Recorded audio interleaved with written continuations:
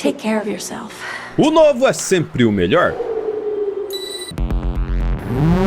Em A Substância, nós somos expostos de modo visceral de como uma cultura de consumo e prazer nos vende isso. Mas será que é verdade? A força dessa discussão em A Substância vem na narrativa que a Demi Moore representa dentro e fora da tela pra gente, principalmente depois da vitória no SEG, se tornando a favorita a desbancar o Oscar de Fernanda Torres. Mas como essa reflexão tem pesado, tanto nas premiações quanto em nós como sociedade?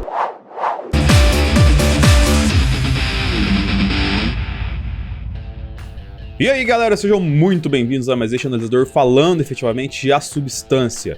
Esse filme que mobilizou muitas discussões na internet, principalmente ligadas à cultura pop, no final do ano passado. E que é muito interessante um filme de terror estar ocupando esse espaço de discussão. Isso é um fato tão gigantesco que tornou A Substância um símbolo dessas discussões atualmente na nossa sociedade.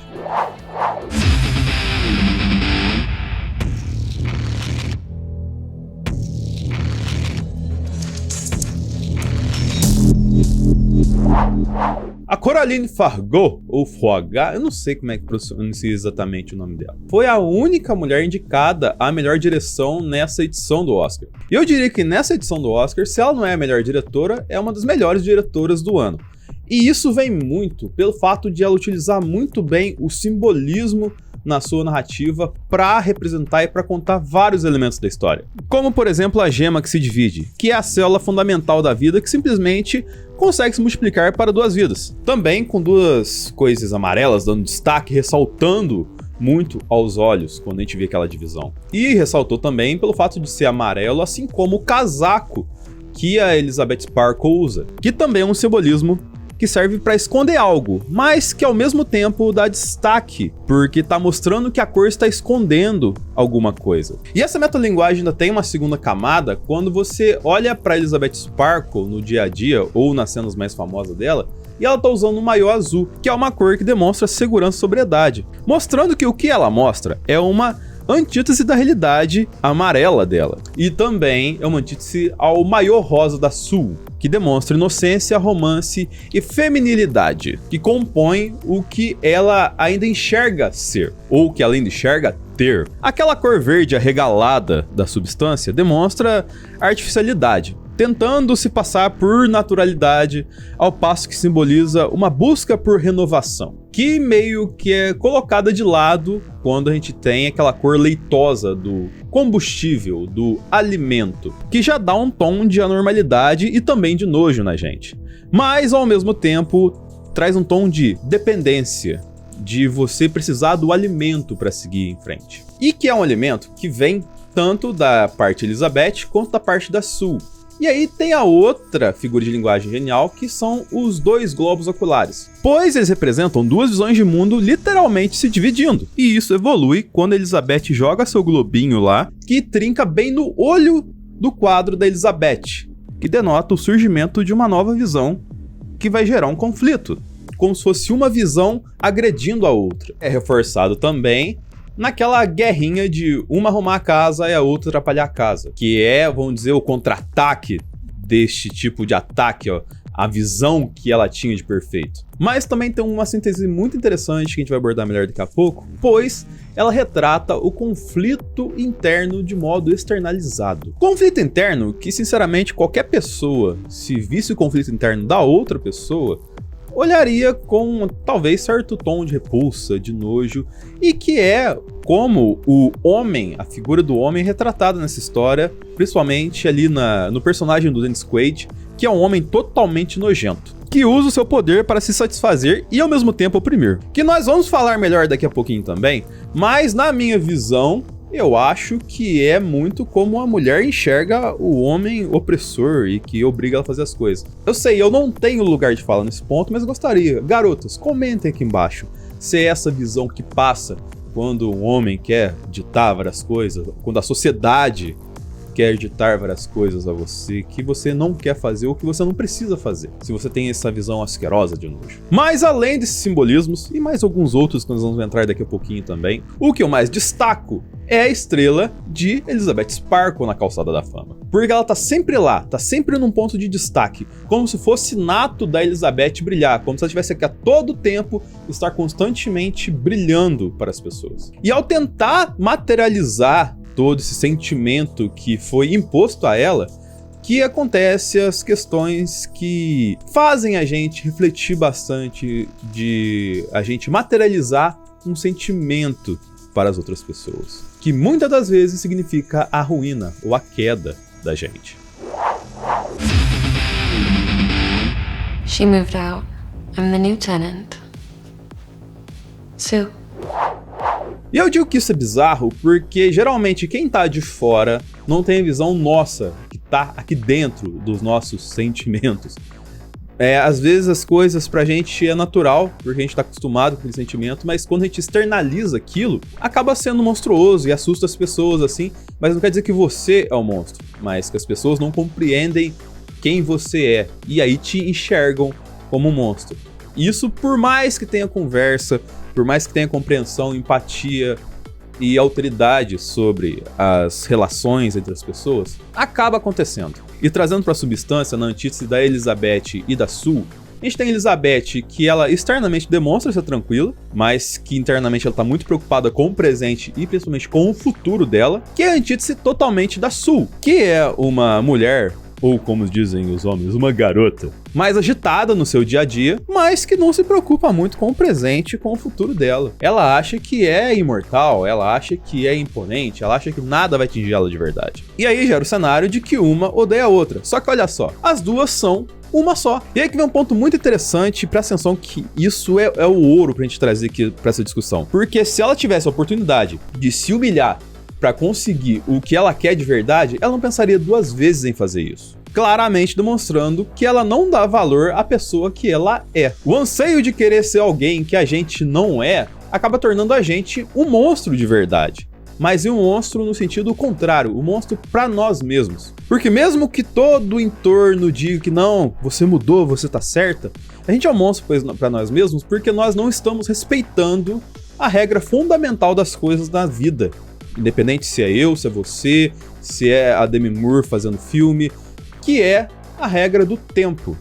Porque você brigaria com você mesmo, se fosse possível, por conta das suas próprias diferenças. Principalmente se fosse um você do presente com um você do passado e pensando num você do futuro. O que mostra que tudo tem seu tempo segundo as suas vivências e descobertas. Só que nesse ponto a realidade é mais cruel, porque depois de toda uma jornada de reflexão e descobrimento e entendimento da vida de verdade, você só é derrotado. E você é limpado da sociedade como se fosse só uma sujeira. Algo que não deveria estar lá. Você é um estorvo para as pessoas verem o que há de novo. E esse novo que teoricamente é melhor que você.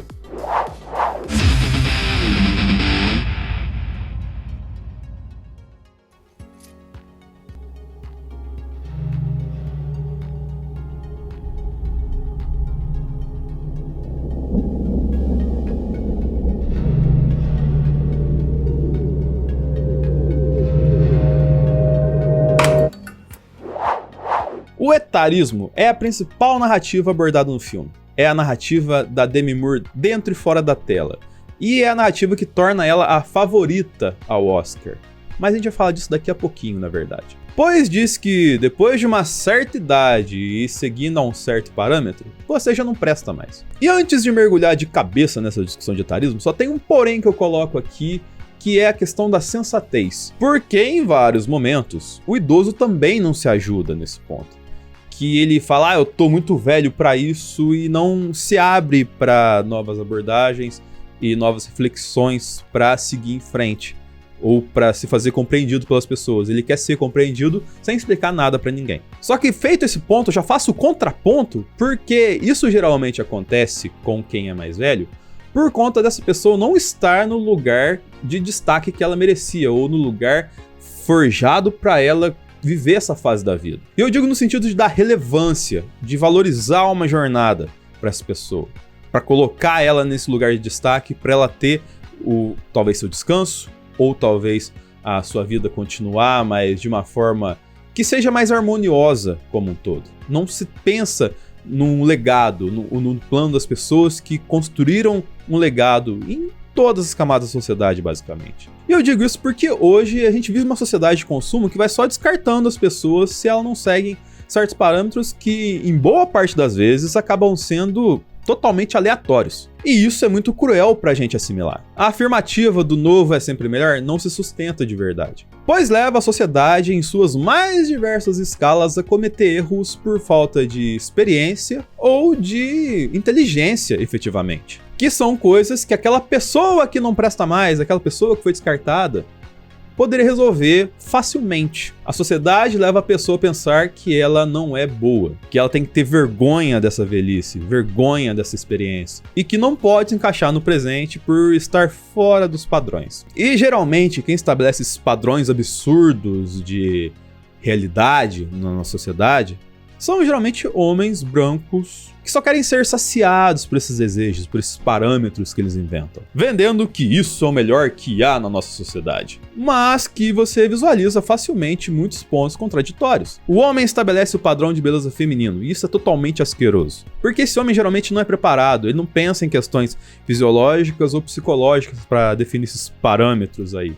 Ele é só um homem burro endinheirado que tem poder. E aí, se você tenta seguir tudo que essa galera fala pra você ser, você acaba se perdendo no caminho e virando um monstro totalmente sem uma identidade. Monstro esse que você não é, porque você vai deixar o like agora pra gente nesse vídeo. Pois aqui a gente te ouve e com o seu like a gente vai te trazer cada vez um conteúdo mais completo, mais pensado e mais refinado, para você ter essas reflexões no seu dia a dia. Pois aqui a gente valoriza o seu tempo depositado nesse vídeo, a sua vivência, e traz reflexões modernas e filosóficas aqui sobre o nosso cotidiano e nossa sociedade do consumo, tanto para o bem quanto para o mal, através de filosofias complexas, como por exemplo foram as questões tragas filosoficamente pra gente em A Substância. E toda essa condução só foi muito bem executada em A Substância por conta dessa direção que eu falei lá no comecinho da Coraline Fargo, pois ela sabe efetivamente aonde dói, mas através dessa dor ela soube fazer uma direção